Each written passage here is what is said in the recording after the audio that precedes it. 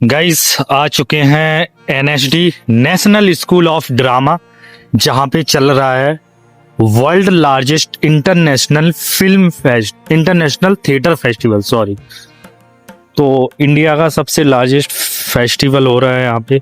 दो लोगों से मिलना हो पाएगा, जिसमें first Pankaj Tripathi. I hope Pankaj Tripathi को तो आप लोग जानते ही होंगे, जिन्हें आपने मिर्जापुर में देखा होगा, सबसे अहम रोल में थे कालीन भैया के कैरेक्टर में, तो वो भी आ रहे हैं।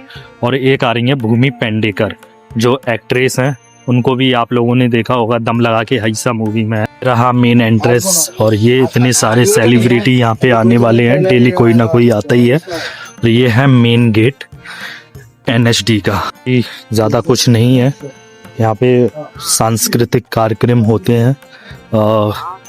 कल शायद काफ़ी अच्छा कार्यक्रम यहाँ पे हुआ था, बाल संगम हुआ था। ये पूरा एनएसडी का है, भारत रंग महोत्सव नेशनल स्कूल ऑफ ड्रामा में हो रहा है। यहाँ पे आप जाके बैठ के कुछ खा सकते हो, पी सकते हो। लाइक पीने का मतलब चाय कॉफ़ी ठीक है ना। तो ये है, यहाँ पे आप किताब भी खरीद सकते हो, बहुत सारी किताबें एनएसडी की। इस अलग अलग लोकेशन पे अलग अलग कार्यक्रम चल रहे हैं। यहाँ पे नेशनल स्कूल ऑफ ड्रामा की ये रेपिटरी कंपनी है। यहाँ पे जो रेपिटरी से जुड़े हुए लोग होते हैं वो यहाँ पे आते हैं और अपना प्ले वगैरह करते हैं। रेपिटरी का मतलब ये है कि यहाँ से जो पास आउट हो जाते हैं लोग, तो वो लोग यहाँ पे फिर रेपिटरी कंपनी में जुड़ जाते हैं, तो उनका फिर यहाँ पे मतलब नाटक वाटक बनता रहता है और वो काम करते हैं। और ये रहा प्रकाशन विभाग, राष्ट्रीय नाट्य विद्यालय का मेन गेट। ये है, यहाँ से एंट्री होती है राष्ट्रीय नाट्य विद्यालय की।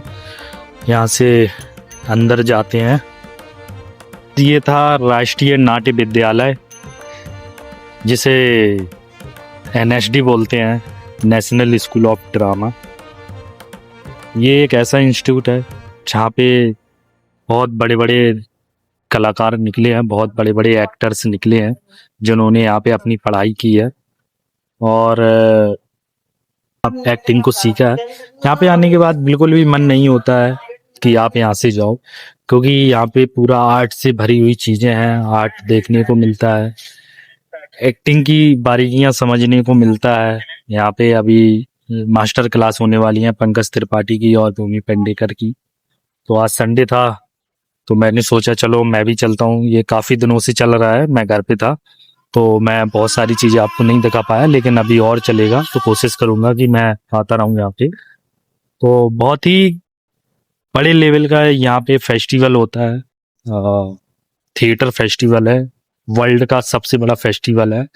ये गवर्नमेंट कंडक्ट करती है हर साल फरवरी में ये कंडक्ट होती है। तो राष्ट्रीय नाट्य विद्यालय में पढ़ने के लिए आपके पास ग्रेजुएशन होनी चाहिए और 6 नाटक आपने पहले से किए होने चाहिए, तब आप इसमें अप्लाई करते हो। इसमें आपके 2 राउंड होते हैं। पहले राउंड में आपका रिटर्न होता है, दूसरे राउंड में आपकी 4 दिन की वर्कशॉप होती है। उसमें सिलेक्ट करते हैं, शायद 20 या 25 लोगों को सिलेक्ट किया जाता है। यहाँ पे 20 सीट होती हैं और ऑल ओवर इंडिया से बहुत सारे लोग फॉर्म डालते हैं यहाँ पे। तो भाई हर किसी का ड्रीम होता है यहाँ पे पढ़ने का।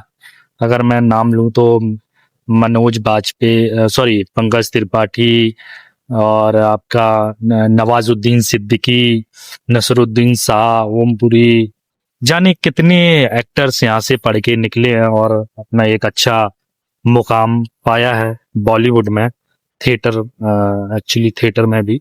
तो मैं आपको अब जो प्रोग्राम होंगे तो वो मैं दिखाऊंगा, आप लोग प्लीज ब्लॉग में बने रहिए, बहुत ही अच्छी चीज देखने वाले हैं आप लोग। पार्टी सर्को की तरह प्लीज मंच पर आए और हमारे आज के मॉडरेटर का सबसे पहले यहाँ पर स्वागत करें। अभिनय की गहराइयों को शब्दों में पिरोना जिनका हुनर है, रंगमंच की दुनिया में जिनकी समझ का अपना एक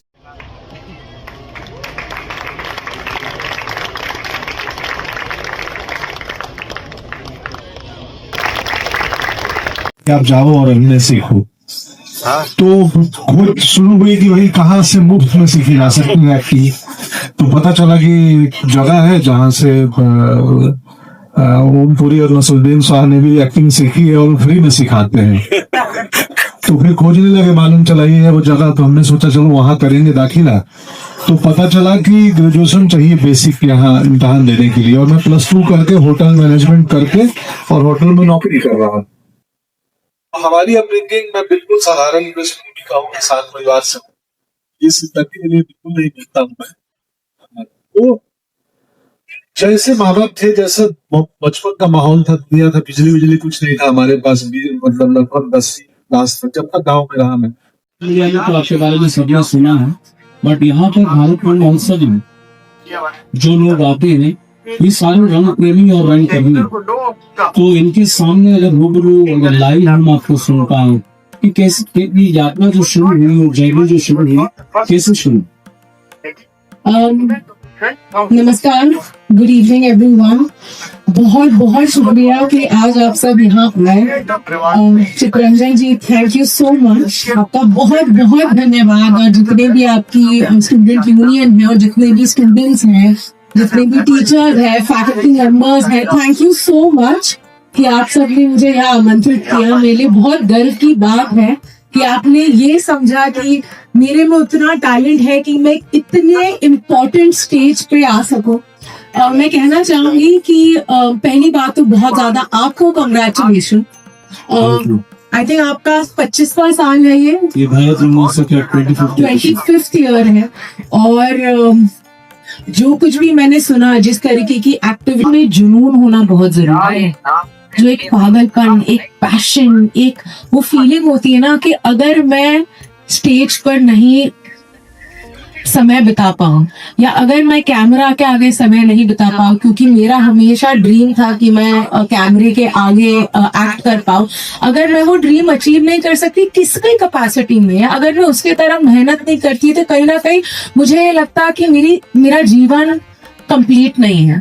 तो अगर मैं इस जर्नी के बारे में सोचूं तो हमेशा मुझे एक्टर बनना था। एक बहुत ही छोटी उम्र में मैंने डिसाइड किया था कि मैं एक्टर बनूंगी, और मुझे घर पे इस बात के लिए ज्यादा सीरियसली नहीं लिया जाता था, क्योंकि सब हंसते थे कि तू एक्टिंग कैसे बनेगी, पॉसिबल कैसे है। स्कूल में भी बहुत सारे लोग मजाक उड़ाते थे, क्योंकि एक ढांचा होता है जो लोगों को लगता है, specially as a female actor, कि आपको उस ढांचे में फिट होना बहुत जरूरी है, और मैं शायद उस ढांचे में फिट होती नहीं थी। स्कूल में मुझे बुली किया जाता था, लेकिन every time I was on stage I felt so liberated. तो मैंने स्कूल में बहुत सारे नाटक किए हैं, एलोक्यूशन, संगीत, डिबेट, मुझे जो मौका मिलता था to be on stage I would be on stage. और तब मैं उन सारे बच्चों को देखती थी जो मुझे बुली करते थे, मैं बोलती थी अब दिखाओ, अब क्या करोगे तुम। और वहां से जुनून शुरू हुआ, और यहाँ से रियलाइजेशन शुरू हुई कि मुझे शायद एक ऐसा मौका मिल सकता है जहां पे हर कुछ महीने मैं कोई नया किरदार प्ले करूं, मैं अपने आप को एक नए वे में एक्सपीरियंस करूं, और एक बहुत ही फॉर्चुनेट लाइफ है। लेकिन फिल्मों की दुनिया से मैं आती नहीं थी, मुझे कुछ पता नहीं था इस दुनिया में घुसते कैसे हैं। तो मैंने कोशिश शुरू करी। मैं बहुत छोटी थी, 16-17 साल की थी, जब मैं डोर टू डोर अपने रेज्यूमे के साथ जाती थी, और तब उस रेज्यूमे में कुछ ज्यादा नहीं था, सिर्फ ये था, she is been suspended from whistling words. Acting please, आप में से कोई भी यहाँ पे अगर स्टूडेंट्स है, ये एग्जाम्पल फॉलो मत करेगा, पर ये मेरी जिंदगी की सच्चाई है। लेकिन वो जो धक्का मुझे मिला था सर, उसके बाद मुझे ये रियलाइज हो गया कि अगर मैं अब सीरियस नहीं हुई तो शायद ये मौका मैं खो दूंगी। उसके बाद रेज्यूमे मैं बांटती गई, और कहता है ना, यूनिवर्स का एक बहुत बड़ा हाथ होता है। और मैं सर, कई बार ऐसा होता था, मैं एक दिन में 400 ऑडिशन ले रही हूँ, मैं अकेली 3 अलग फिल्मों के लिए, एक दिन में अलग अलग टाइप के डायरेक्टर्स के साथ उनकी साइकी समझ रही हूँ। बहुत कम ये मौका मिलता है। तो बस वो हुआ, मैंने 3-3.5 महीने दम लगा के रेशा के ऑडिशन किया, और कि जैसा रेस्ट इज हिस्ट्री। मुझे याद है जब मैं पहली बार आपसे मिला था शुभ मंगल सावधान के सेट पे, मैंने दम लगा के ऐसा का जो गाने और सब देख रखा था, फिल्म नहीं देखी थी, बट वो देखते ही मुझे लगा कि ये एक एक्टर है, ये एक खूबसूरत, बहुत ही डिफरेंट तरीके का एक्टर है। फिर शुभ मंगल शूटिंग के बाद जो मैं वापस आया, फिर मैंने वो फिल्म लाके देखा, और जिस तरह का काम आपने उसमें किया, उसके बाद तुरंत जब हम शुभ मंगल सावधान में मिले, there was some transformation, complete transformation, जिसके लिए हम बात करते हैं कि जो किरदार हम निभाते हैं उसमें हम तो यहाँ नाट्यशास्त्र को मानते हैं, उसमें आंगिक, वाचिक, आहार्य, सात्विक के बारे में भरत मुनि ने बोला है।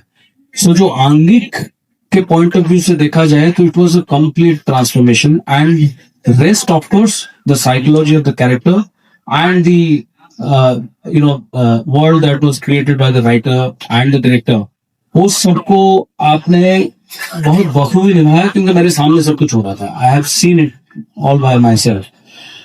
तो ये जो आप करते हैं एक फिल्म से दूसरी फिल्म में, इवन मैं आपके साथ भक्षित में भी था, तो आपने मुझे केवल एक ही सीन दिया था अपने साथ, वो अलग बात है। आपने मुझे सिर्फ एक सीन का मौका दिया था, उसी में मैं इतनी नर्वस थी क्योंकि आप अपने साथ काम कर चुके थे और मेरे लिए बहुत ही ज्यादा इंटरेस्टिंग था to see you in this काम।